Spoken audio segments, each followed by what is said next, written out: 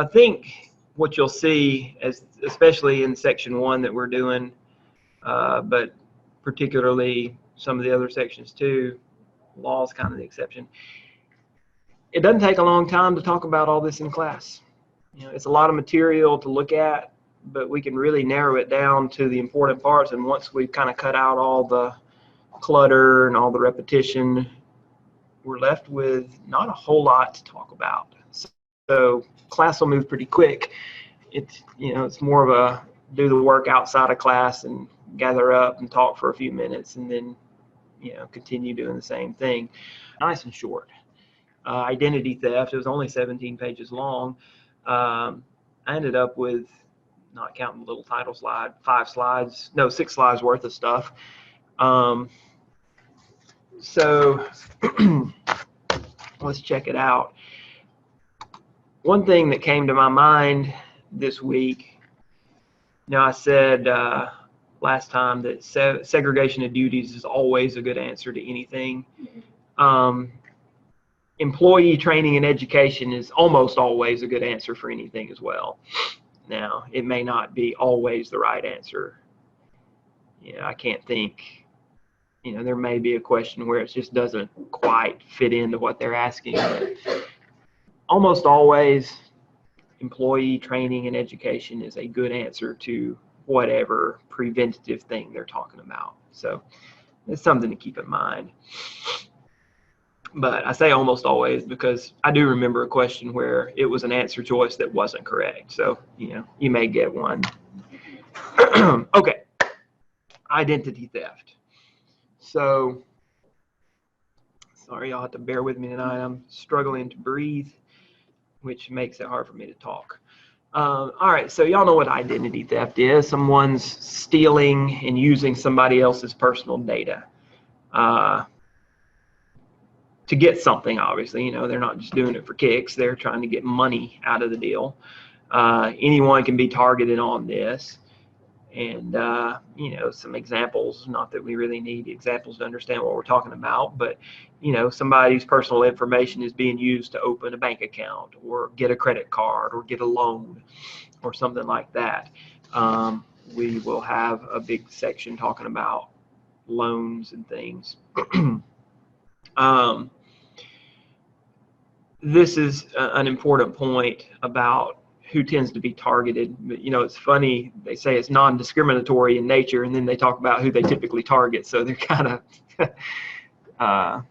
I know what they're saying though, but anyone can be targeted. But favorite targets are children, which is kind of scary. No credit history there, not being monitored so much. Seniors, kind of, they don't tend to monitor things as much either, and you might have an easier time manipulating them, unfortunately. They don't surf the internet all day and see all these news stories about all these scams like some of us might do, right? They may not have the background that we do about the types of scams that are out there. Military, they're away, right? They're overseas. They're not here to take care of some things that they might normally would.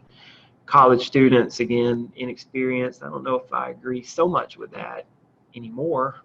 College students tend to know more than a lot of others, but they have that in there. And the deceased. So the deceased. Yeah, they don't know you're doing it. They don't know you're doing it. Yeah. They're not there to catch you if you do. That's a good point. You sound like, was that general types? So we'll get into more specific types here, but they kind of categorize them into 2 different things. And this is where your definitional type questions come into play. Traditional identity theft is stealing somebody's stuff and pretending to be that person. Synthetic identity theft is using a fictitious identity, fabricated or kind of a combination of real and fake information to just create a completely new identity. Now, drilling down into that, this is where the good questions really come from, are these. And these are easy to remember because look at the titles. They describe exactly what's going on. Financial identity theft, criminal identity theft, medical identity theft, insurance identity theft. You know, everything describes what you are stealing somebody's identity to kind of accomplish, right? So financial identity theft, you're using somebody's information for financial transactions. These two drop-down bullet points are important, especially because that true name fraud isn't quite as, you know, if somebody said, what's true name fraud? You wouldn't probably be able to rattle off a definition, but you know, it's using somebody's personal information to open a new account. That's kind of a weird name for that, in my opinion. So take note of that. That's a good test question. True name fraud, using somebody's information to open a new account. As opposed to an account takeover where you're using somebody's information to just gain access to their account.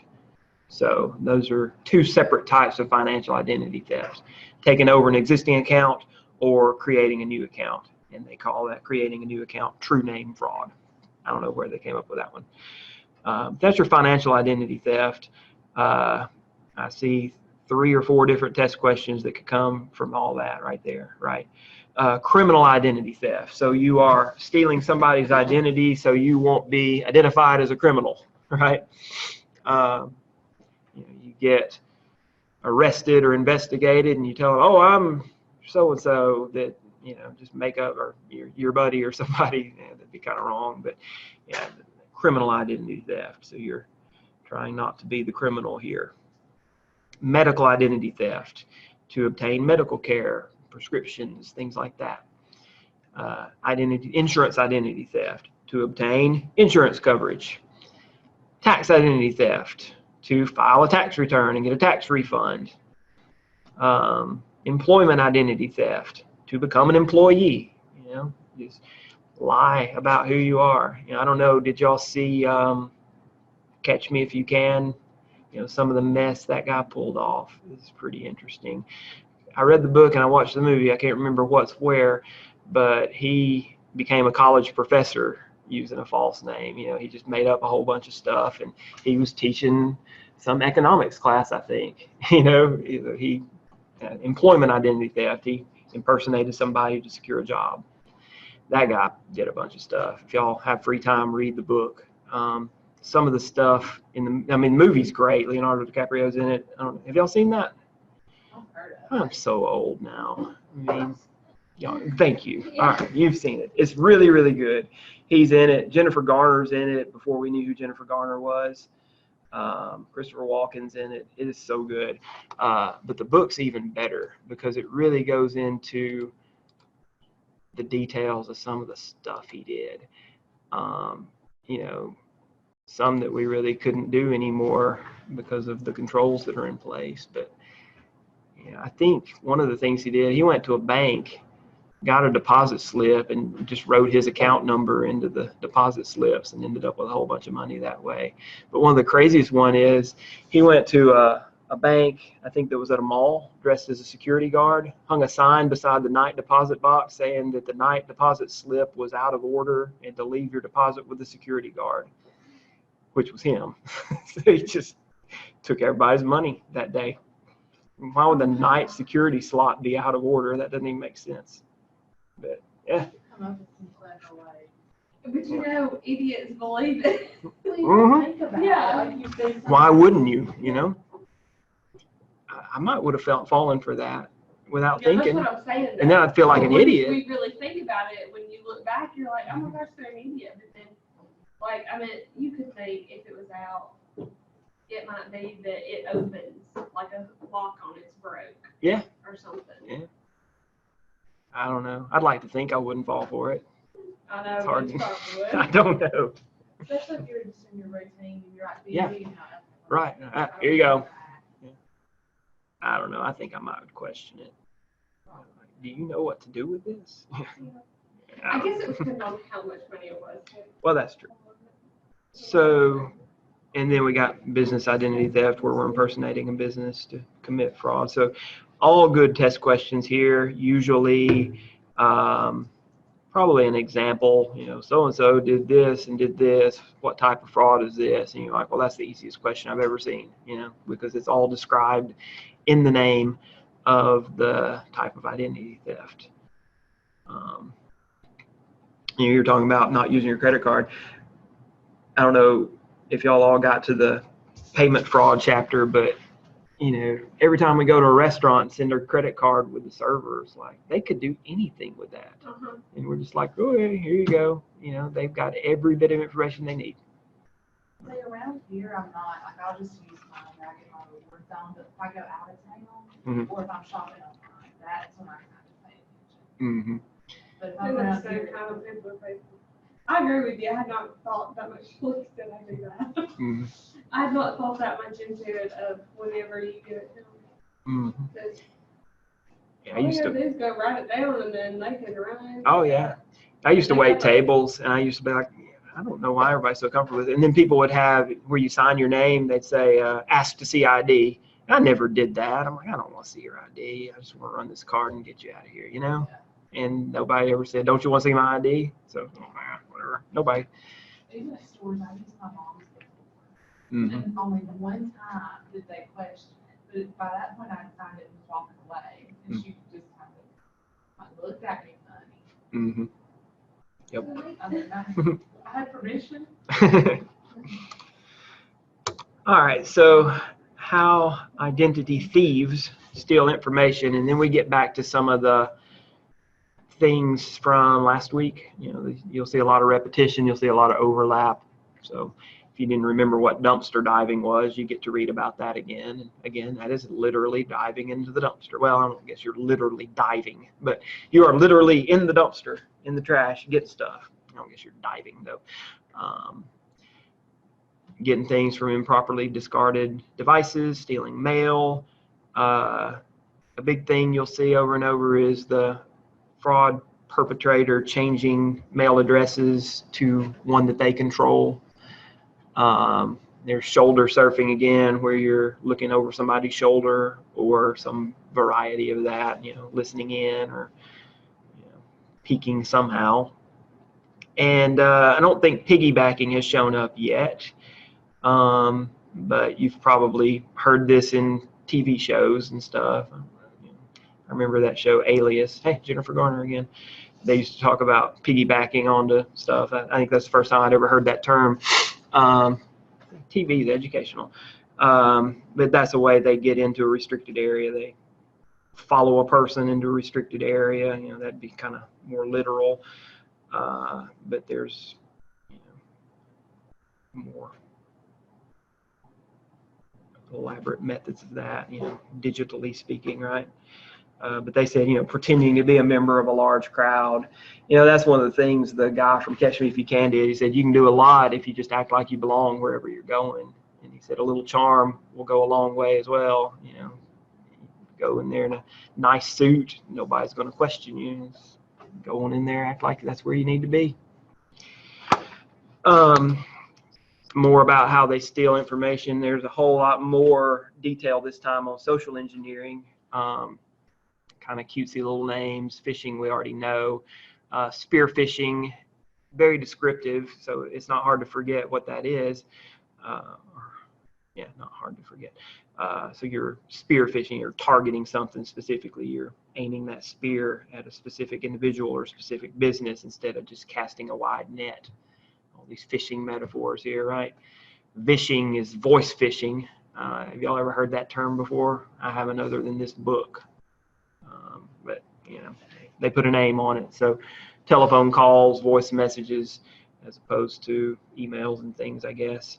Smishing, again, is something I've never heard, but they say that's using text messages. These terms are getting a little out there. I wouldn't expect a question about smishing, but you never know. Farming, though, maybe. Farming is where internet users are automatically redirected from a legitimate website to a fake website. That's called farming. I don't quite get the name. I'm sure there's some idea behind that, but that's what it's called. And then baiting, this is a good one and a favorite little test area. leaving, more fishing metaphors here. So you're leaving USB drives or whatever that are infested with some kind of virus. You're leaving them somewhere where somebody will find them, and hopefully to you, not hopefully for them, put it into their computer, and then it infects. And then you try to reel them in with things like financial report or something like that, like ooh, financial stuff, and then they're gone, right? And it says leave it in the parking lot to get somebody, or leave it in a break room, or I think about all the USB ports or USB drives. Is it a drive? Whatever. The USB things I find laying around in these desks up here. Sometimes I leave them behind accidentally, which is really scary because there's no telling what I have on there. I'm not good at protecting my information. It's easy to leave those behind. So somebody's like, oh, somebody left their little flash drive, and then they plug it in. Oh, virus. So that's called baiting. Credit card skimming. So this is not so much like the skimming versus larceny thing. This is using an actual skimming device now. So we have a physical device where we're collecting and storing credit card numbers. So y'all are familiar with that from all the news stories I'm sure you've seen about skimmers on gas pumps, and it's our worst fear every time we fill up with gas that somebody's got a skimmer in there. Y'all think about that? Yeah. But there's nothing you can do about it. I guess not. I always There's a way to check. wiggle it. I wouldn't know what I'm looking for though, I'd wiggle it like, it's kind of loose. Oh well. I try to get really public ones, it's like big intersection where surely nobody has been able to find the time to insert this in here. I don't know how long it takes to put one of those devices in, but that's about all I know to do. Malware, we know what that is. Computer hacking, we know what that is. Malicious insiders, all kind of goes back a little overlap with what we talked about last week. So just a little more detail on identity theft. I think the test questions that would come from this are pretty obvious. The things we've talked about, definitions, examples, what is it?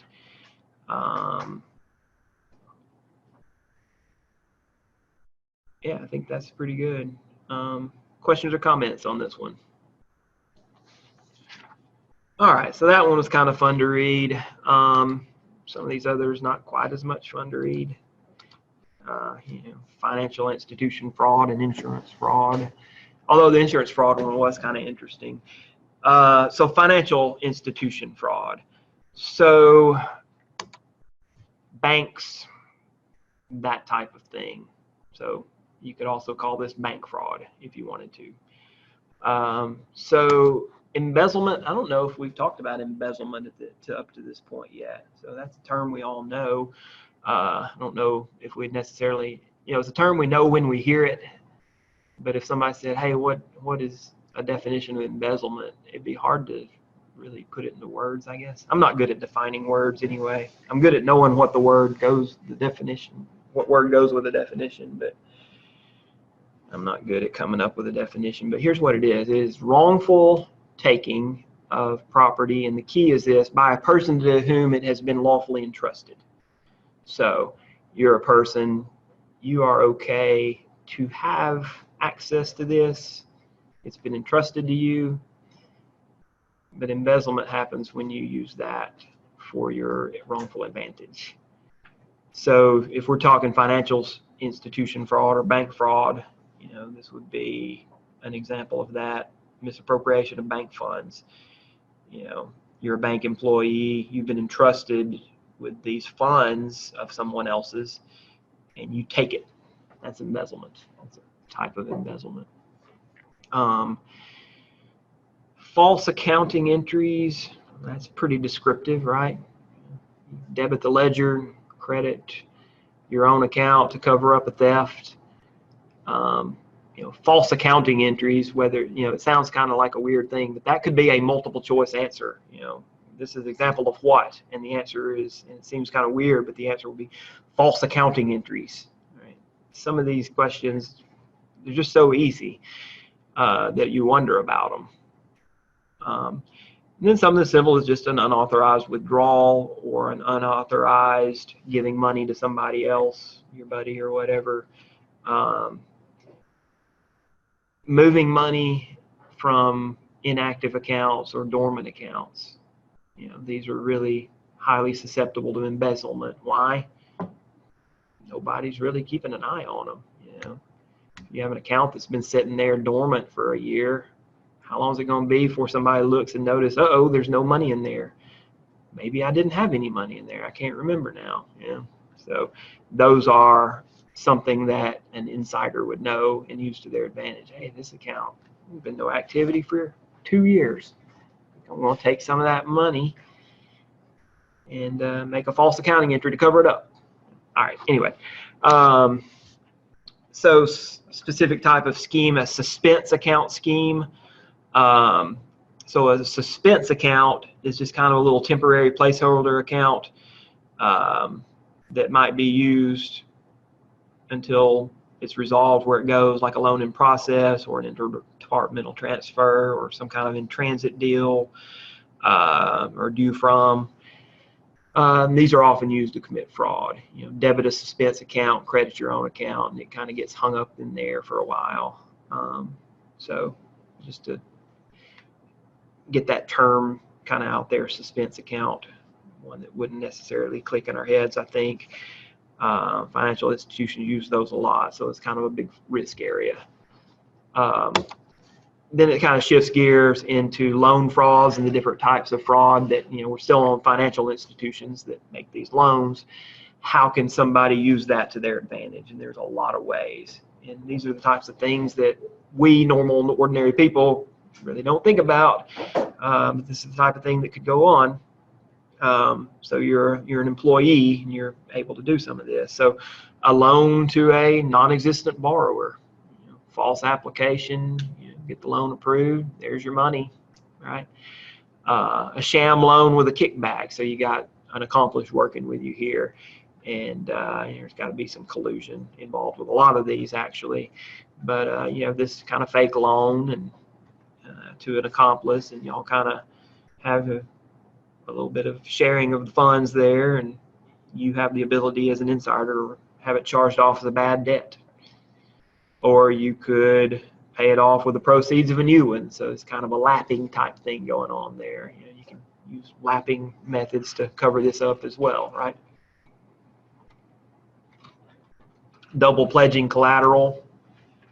So you're obtaining a loan from someone, you pledge collateral, then you obtain a loan from somebody else and pledge the same collateral before it kind of hits the public records or whatever. So that would be another type of fraud. Reciprocal loan arrangements. So you've got different banks kind of working together on this. So you got people inside different banks. You have each of their banks lending funds to other banks with agreements to buy those loans, and this would be a way to conceal other loans. Where's daisy chain? Did I put that in there? If I didn't, I should have. It might show up. If it doesn't, remind me to talk. Oh, there it is. Okay. Swapping bad loans, daisy chain. All right. That's a term that may not really click in your head. What is a daisy chain? It doesn't describe as clearly what some of the other things do, but a daisy chain is where a bank will buy and sell and swap its bad loans for the bad loans of another bank, making it look like a new loan. All right. So each bank swaps bad loans with each other, makes it look like a new loan, makes it look recent and good. Kind of dirty, isn't it? So that would take two people working together on that. So that's called a daisy chain, swapping bad loans. Credit data blocking. So all these are multiple choice answer choices that you could get, right? This is an example of what? A daisy chain, or this is an example of what? Credit data blocking. So it could be a simple definition question. It could be so-and-so did this and they agreed to do this. This is an example of what? So credit data blocking.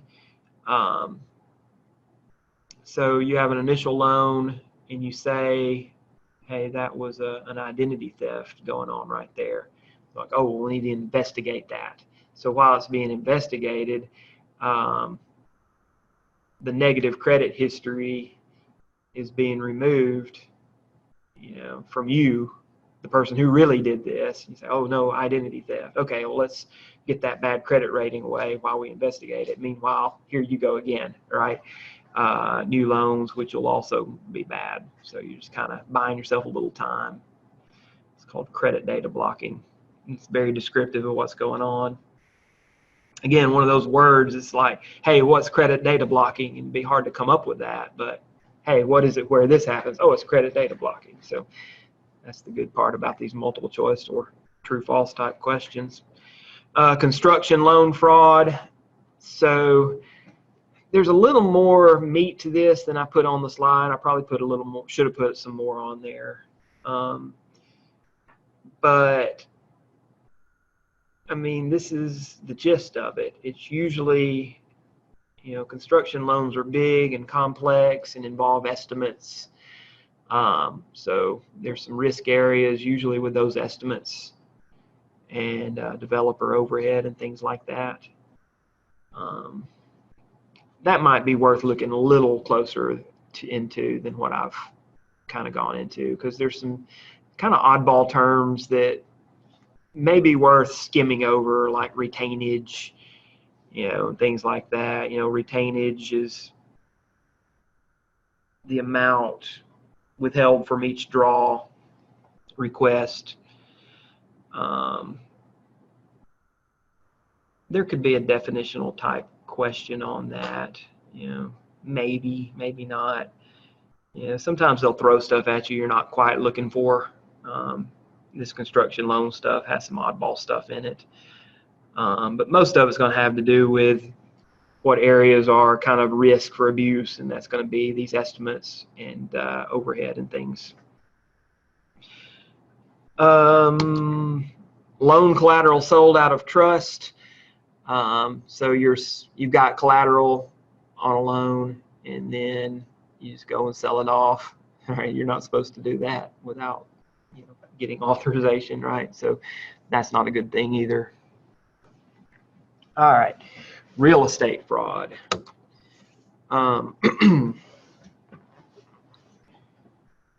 There's a lot you can do here. You know, you can put false information on the loans. Appraisals are a big area of risk because appraisals are just opinions, and if you have an appraiser kind of working in with you, they can artificially inflate or deflate the appraisal, however, whichever direction you want to go with it, right? So that's a problem. Air loan is pretty descriptive of what it is. It's a loan for non-existent property. So you got a whole bunch of fabricated documentation. You've got a fake appraisal. You got to have a whole lot of people working with you on this, and then it'll go into early default, and then they try to foreclose on property that is not there. It's an air loan. Fraudulent sale. So you might have a fake property transfer document that gives the title to the person who's perpetrating the fraud.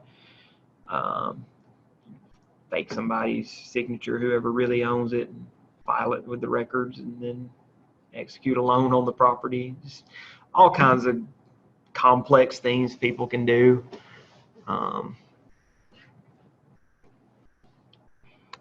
You know, I wouldn't expect a definition question on that one, but you could have an example of, you know, so-and-so did this and created a fake transfer document and did this fake sale thing, and this is a type of, well, that's a fraudulent sale, and that's exactly what that is, right? Fraudulent second lien. So, you know, this one's kind of tricky. You're stealing the homeowner's identity, taking out an additional loan on the house in the homeowner's name. You know, you can't just do this alone. You'd have to have the loan officer working with you, an appraiser, you know, title agent. It's be a hard one to pull off, but evidently it's happened before because there's a name for it, right? Foreclosure rescue scam. So this is just people being dirty to other people. So homeowners are struggling with potential foreclosure. These people promise to help them for a fee. You take the fee and do nothing, right?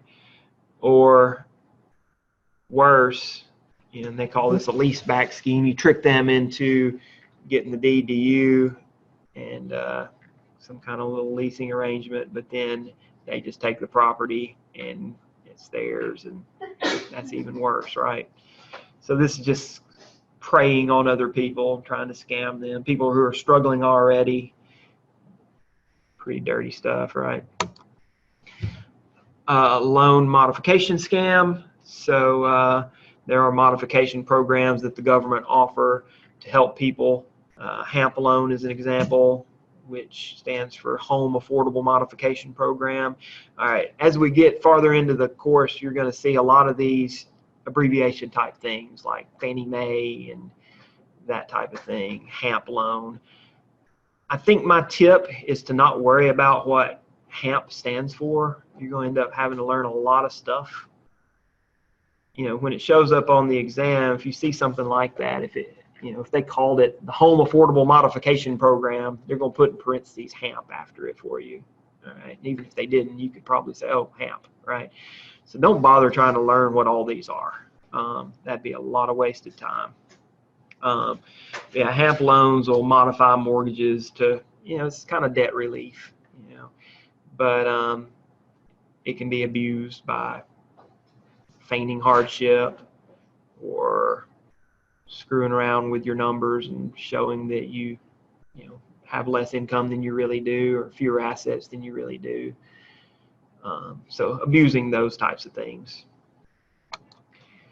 The short sale. So a short sale, these get a little complex. So a short sale occurs when a lender agrees to accept a lesser amount on a loan because it's easier than going through a foreclosure process. Most borrowers don't understand this whole process, and they look for some expert facilitator to help. They're not regulated, and there's a lot of these who are dishonest. So there's that problem. Types of schemes that can go on there, upfront fee being charged and just doing nothing, kind of like what we said a minute ago.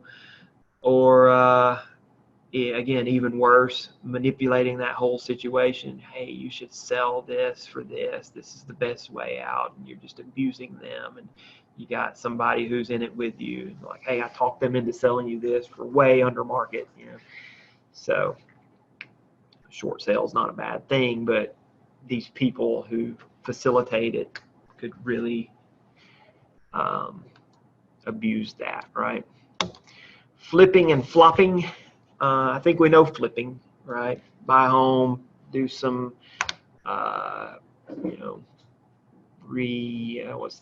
remodeling and fixer-upper stuff, right?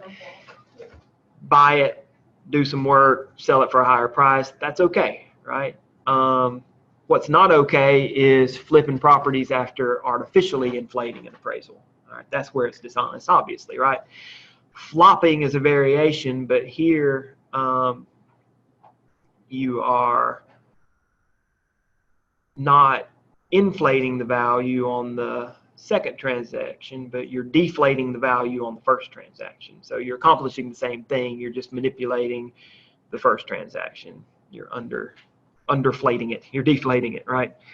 So yeah, flipping is legitimate. Buy, renovate. That's the word I was looking for. Buy, renovate, sell it at a higher price, but not if you're inflating it unjustly, right?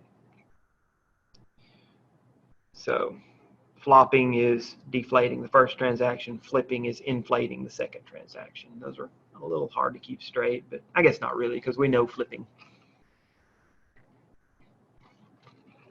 Flipping and flopping. All right. Equity skimming. So this is kind of clever. I hate to say it. So you finance the purchase of a home. You finance it. You usually have to pay 20% down. It's kind of the standard, I'd say. So you usually finance it 80 or 90% of the purchase price. So you're financing it. You put some money down. You rent the homes out. So you're collecting rent payments, but you're not making mortgage payments. You eventually have the home's going to be foreclosed on, but by then you've collected a whole bunch of rent, more so than the down payment you put on the house. It's pretty clever, you know, I hate to say it. It ruins your credit score, but you might have a fake credit score anyway or something, I don't know. But yeah, I think that's about all I had on financial institution fraud. That was a boring section to read, I admit, but you know, they can't all be entertaining, but there were a few little entertaining things in there. I think question-wise from that section that I just closed out, back to it for a second. Of course, definitions and examples and things with any of those. Also, and these become really easy, but they will ask tons of questions on any of these sections about red flags of any type of fraud. You know, which of the following is a red flag? All of these are red flags except. And those aren't so easy to study for because there's so many different red flags, but you see a list of them and you just kind of use your judgment. Yeah, this is probably a red flag. Every now and then there's something that'll pop up. It's like, I didn't think about that being a red flag, but it makes sense. So it's hard to study for those though. So you have to rely on your knowledge. Since you've taken the test, on a lot of the review questions, if it's all the above, that's the answer. All the above is Always a lot. I've done some, it's not all of them. Really? I've got What now? come across a few that aren't all of them. I'm sure there's a few, yeah. But I feel yeah, like I'll probably still put all the above. I remember seeing a lot. I remember getting tired at the end and just saying, oh, all of the above, click, gone. You know, just I'm tired, you know, of reading. Of course, the one time The one time you don't read it. didn't read it. Yeah, but yeah, usually you can see, well, those two are obviously okay, and then you don't even have to read the third one and just click it and move along. But yeah, all of the above, while all of the above seems to rarely be an answer on the CPA exam, or none of the above tends to rarely be an example on the CPA exam. Opposite seems to be true here. Do I? I said in this situation. Yeah. These questions are way different. That's